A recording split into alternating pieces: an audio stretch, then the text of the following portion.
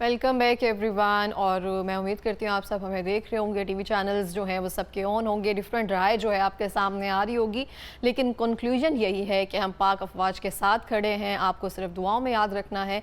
और जिस तरह से हमारे अज़्म हौसले बुलंद हैं, जिसके बारे में डिस्कशन भी की जाती है कि 65 की जंग में जिस तरह से हमारे हौसले और अज़्म बुलंद थे, 71 की जंग में, तो खुदा ना खास्ता अगर हम इसकी तरफ जा भी रहे हैं, अगर दुश्मन को मुँह तोड़ जवाब दे भी रहे हैं, तो जो सूरत हाल बन रही है उसमें भी हमें ज़रा कॉन्फिडेंस रहना होगा।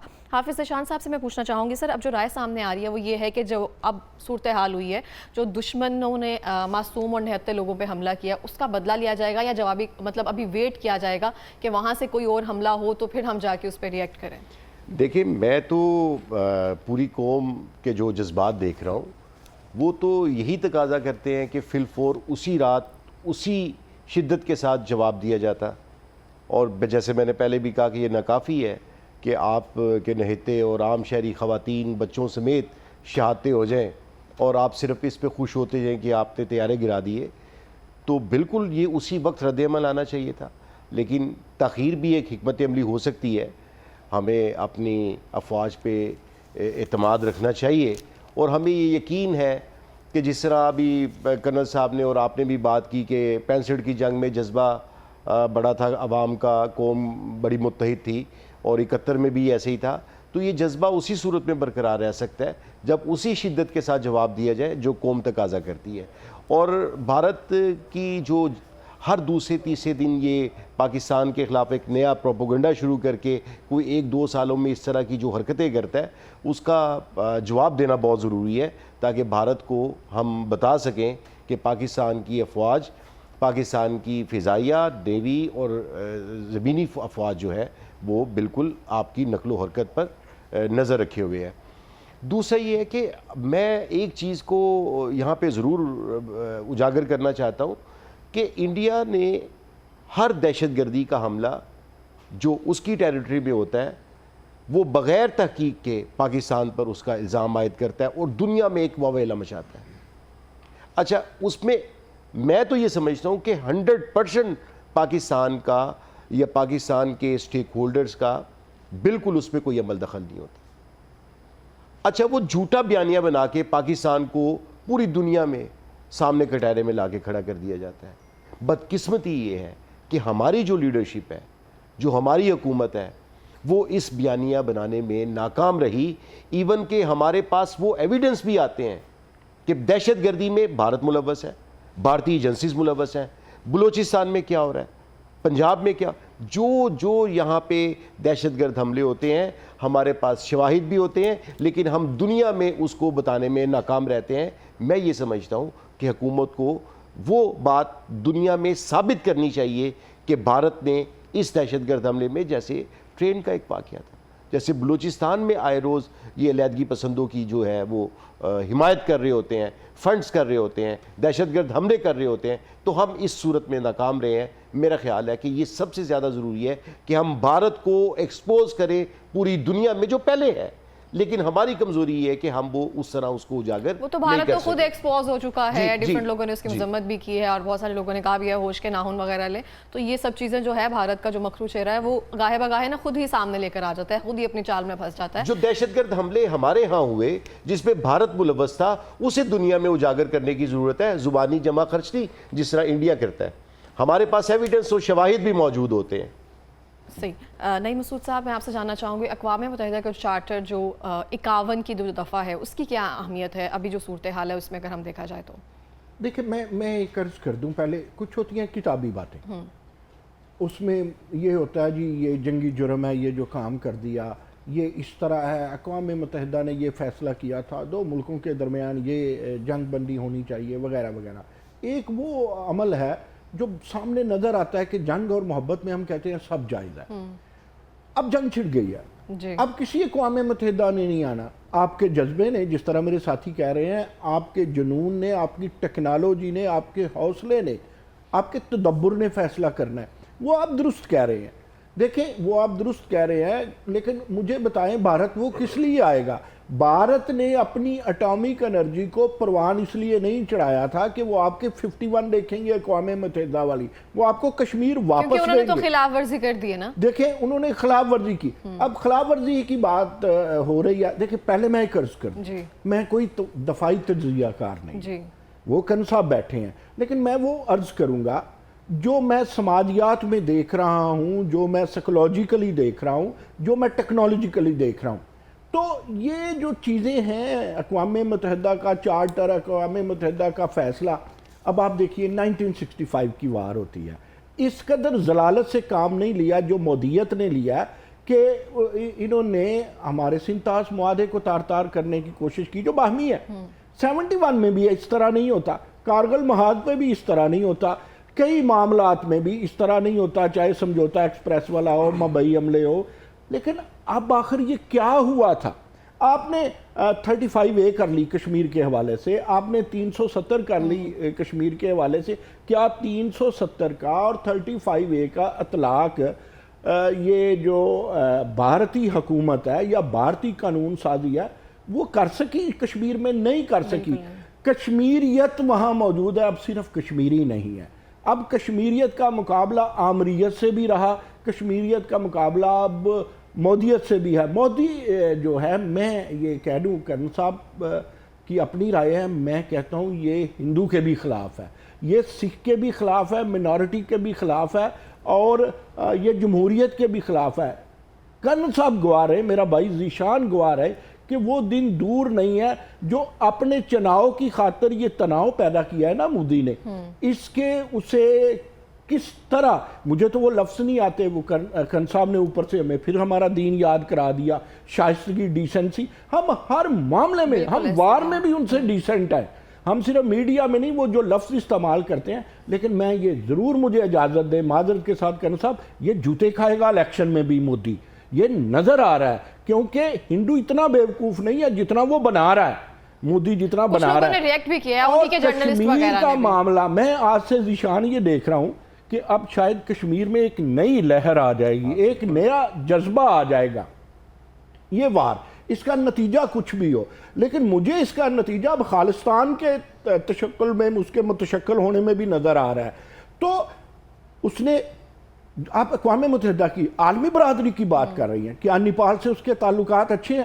کیا بنگلہ دیش سے اس کے تعلقات اچھے ہیں؟ کیا چائنا سے اچھے ہیں؟ چلے مان لیا ہم تو اس کے دشمن ہیں، مجھے تو لگتا ہے کہ مودی اب وہ اخیر کر رہا ہے، وہ کچھ کرنے جا رہا ہے جو فطرتی عمل ہونے والا ہوگا مودی کے ہاتھوں سے۔ آپ مودی کو یا ان کے دانشور یہ سمجھائیں، یا ہم آپ کے وساطت سے، آپ کے چینل کے وساطت سے ہم یہ عرض کرتے ہیں کہ مودی صاحب، آپ کو غلط رستے پہ آپ کا میڈیا ڈال رہا ہے، آپ کو غلط اشتعال ڈال رہا ہے، آپ کو پاکستان کی طاقت کا پتہ نہیں ہے، آپ کے پچھلوں نے طاقت پہلے بھی یہ دیکھی تھی، آپ منموہن والی پالیسی اپنائیں۔ آپ کا پرانا لیڈر بی جے پی والا واجپئی اعلان لاہور میں ہمیں تسلیم کر گیا ہے، دو قومی نظریہ ہمارے رگوں پے میں ہے۔ تو یہ اب لڑائی ہے، آپ نے چونکہ لفظ اقوام متحدہ کا جب آپ لیتے ہیں نا، تو پھر میں بھی کرن صاحب اور ذیشان بھائی کی طرح جذباتی ہو جاتا ہوں، مطلب میں تو امن پسند آدمی ہوں، ڈیموکریسی چاہتا ہوں، لیکن یار جب اس قدر جھوٹ ہوگا، اس قدر فراڈ ہوگا، اس قدر جنگ مسلط کی جائے گی، تو پھر ہم آرام سے نہیں بیٹھ سکتے۔ آپ دو قومی نظریے کو یاد رکھیں، یہ اب ہر پاکستانی کا، ہر ہمارے سیاستدان کا اور ہماری پاک فوج کا فرض بن گیا ہے کہ ہم کسی اقوام متحدہ کی طرف نہیں دیکھیں، اور ہم ہاتھ جوڑتے ہیں OIC دفعہ کو۔ تو ہمارے حق میں ہے نا کہ ہم اس کا ریٹیلیٹ کر کے جواب لے سکتے ہیں، یہ ہمارے حق میں وہ جو ہماری آرگنائزیشن ہے نا اسلامک کنٹری کی، ہم اس کے آگے بھی ہاتھ جوڑتے ہیں کہ غفلت کی نیند سے جاگ جائیں، ہم آپ کا سہارا ہے، پاکستان کی لیڈرشپ، پاکستان کی فوج، پاکستان کا بم، امت مسلمہ کا بم ہے، کیا دیکھ نہیں رہے کہ اسرائیل کیا کر رہا ہے؟ اس میں کوئی شک نہیں ہے، ہماری ٹیکنالوجی، جذبات نہیں، ہماری ٹیکنالوجی مار کرتی ہے اسرائیل تک، تو یہ جنگ یہاں تک تو نہیں رکے گی۔ ٹیکنیکل بات تو کر دی کرن صاحب نے کہ بھئی ہم بڑی دور تک جائیں گے، ہمارے تو آپ چلیں گے تو راجستھان سے آئیں گے، تب اگلا ملک آ جائے گا، وہاں سے آئیں گے اگلا ملک آ جائے گا، اور یہ جو آپ دریاؤں کا، कन साहब आप बेहतर जानते हैं, जो नीलम झेलम पे अटैक हुआ है, पूरी दुनिया, आप अपने अक़वाम मुत्तहिदा कह के मुझे छेड़ा है, पूरी दुनिया सर वो चार्टर मौसमी वो हमारे तब्दीली, हक में है, हम उसका टैलेंट जवाब दे सकते हैं, उसकी अहमियत आजकल के जो सूरत हाल है उसमें ये है, आपने लेकिन इसका दुरुस्त जवाब फरमाया। जो है ना वो दे दिया गया है कि हम अपनी बका और वक्त के मुताबिक जो है ना दुश्मन को आंसर करेंगे। जो 51 दफा है वो हमारे हक में है, Exactly. और वो जब हम चाहेंगे अपनी मर्जी के लेकिन मुताबिक आपका उसको दुश्मन इस्तेमाल खाता करेंगे। मल्ला कलूबिहिम वाला है ना। अब आप देखें कि मौसमी तब्दीली के लिए पूरी दुनिया रो रही है, अरब सिंतास मादे को ख़त्म कर रहे हैं, और मेरे रब की ये सुन्नत है और ये फितरत है और कुदरत है, आप किसी के पानी नहीं रोक सकते। आप कभी काबल का एरियल व्यू देखें, टोपोग्राफी देखें, वो अफ़गानिस्तान से निकलता है, कंसा पाकिस्तान में आ जाता है ज़ीशान भाई, यहाँ से फिर वो केपी में चला उधर अफ़गानिस्तान में चला जाता है, केपी से होता फिर वापस आता है, और फिर वो आके आप देखिए अटक के करीब शामिल हो जाता है। तो अगर ये हमारा पानी बंद करेगा तो चाइना जो इसका बाप है वो भी तो ऊपर तिब्बत पे क्या कुछ कर रहा है, और ये बांग्लादेश तक सूखापन जाता है। सो आप जब फितरत से खेलेंगे, आप जब इंसानियत से खेलेंगे, आप जब कुदरत से खेलेंगे, और आप जब खुदा से खेलेंगे, तो आप उसके अजाब से नहीं बच सकते, वो कोई भी हो। लेकिन अब ये हमारी OIC को भी सोच लेना बिल्कुल चाहिए। ऐसे ही है। अच्छा सर, हम टेक्नोलॉजी की बात कर रहे थे, जिस तरह से उनके राफेल तैयार है, जिस तरह से तबाह किए गए हैं, तो एक सवाल ये भी सामने आ रहा है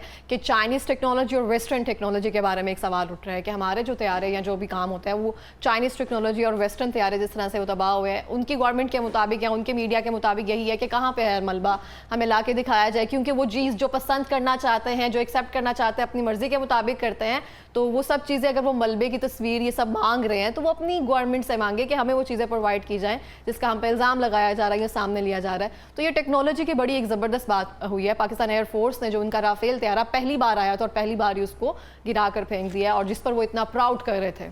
देखें, ये जो राफेल गिरा है ना, ये यूरोपियन टेक्नोलॉजी की शिकस्त है, और ये शिकस्त किसके हाथों हुई है? चाइना और पाकिस्तान के हाथों।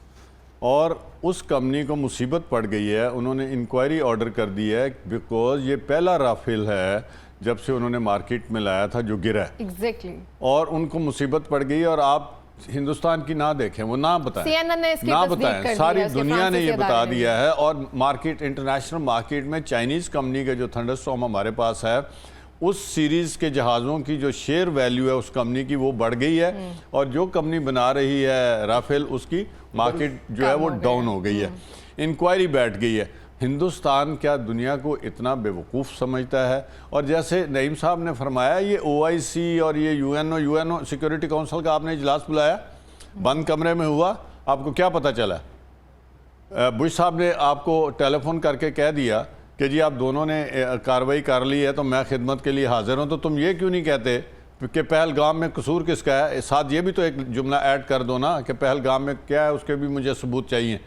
और इसको कौन से सबूत चाहिए? हम, उन्होंने तो आके हमारे नहत्ते शहरियों को मारा, और हमने बॉर्डर के ऊपर, लाइन ऑफ कंट्रोल के ऊपर दुश्मन की आंखों में आंखें डाल के जिस तरह फौजी रवायती जंग लड़ते हैं वो लड़ी।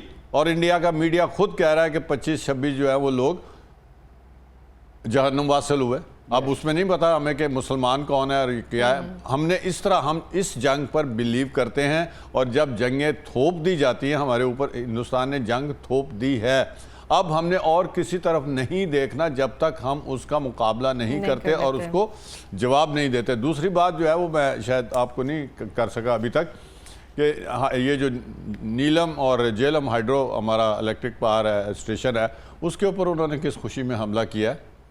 तो क्या अब हमें हक हासिल नहीं है कि जिन दरियाओं को ये झेलम और चनाब को बंद करके और फिर कहते हैं कि हम हिंदुस्तान को भी ले जाएंगे, तो क्या हमारा हक नहीं है कि बगलीहार और उसके ऊपर वाला जो डैम है, मेरे जहन में अभी नहीं आ रहा नाम, क्या उसको हम बर्बाद नहीं कर सकते? तो आ जाए पानी, एक ही दफ़ा आएगा ना, हिंदुस्तान को तो पता चल जाएगा कि ये एक ज़िंदा कौम है। चाह जाए कि हमारी जो टाइम है हमारी फसलों का, अभी इसके लिए चावल के लिए हमें पानी चाहिए, कपास के लिए हमें पानी चाहिए, हम वो पानी कहाँ से लाएंगे? और हमारे वज़ीर आज़म साहब खुद फरमा रहे हैं कि उन्होंने दरियाओं का पानी बंद करके ऐलान जंग कर दिया है।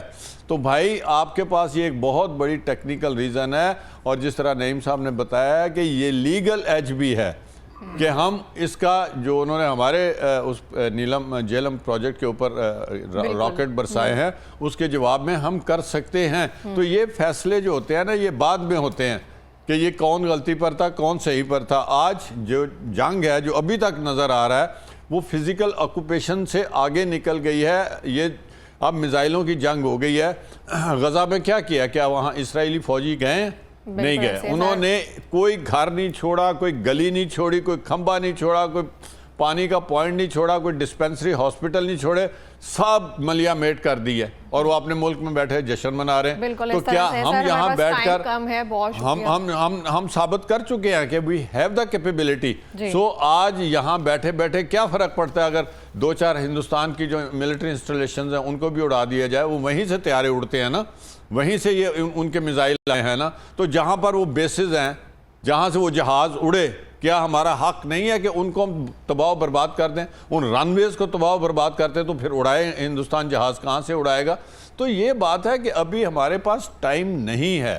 اور اگر آج ہم نے پاکستان کی جو لڑائی ہے وہ پاکستان کی بقا کی لڑائی ہے. بالکل ایسا ہے. آج اگر آپ خاموش رہیں گے تو ہندوستان کو یہ موقع ملے گا کہ وہ 6 مہینے کے بعد کچھ اور کرے گا. اور دوسری بات, پروگرام کے ختم ہونے سے پہلے, آج آپ اپنے ڈیمز بنا لیں. جو فلڈ کا پانی آئے گا وہ ہندوستان چھوڑے گا, کیونکہ وہ سندھ طاس معاہدے میں کوانٹٹی یا ٹائم جو ہے نا وہ نہیں ہے اتنی ڈیٹیل میں. وہ کہے گا جی میں نے تو پانی تھا وہ ان کو دے دیا, اگست سپٹمبر میں جب فلڈ آئیں گے. تو آج یہ قوم جاگ جائے, پوری قوم متحد ہے, یہ واٹر سٹرکچر بنائے, ڈیم بنائے. حافظ ذیشان صاحب سے لاسٹ کمنٹس جو ہے نا میں وہ لینا چاہوں گی ساری صورتحال کے بارے میں.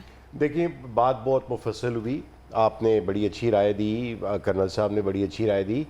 قوم اس وقت مورال اس کا اسی وقت برقرار رہ سکتا ہے, جذبہ اسی صورت برقرار رہ سکتا ہے جب بھارت کو اسی شدت کے ساتھ جواب دیا جائے جو انہوں نے اٹیک کیا. تو بالکل پاکستان کی قوم کا عزم ہمیشہ سے بلند ہے اور اس کو برقرار رکھنا ضروری ہے. بالکل اس طرح سے. تھینک یو سو مچ آپ کا. اور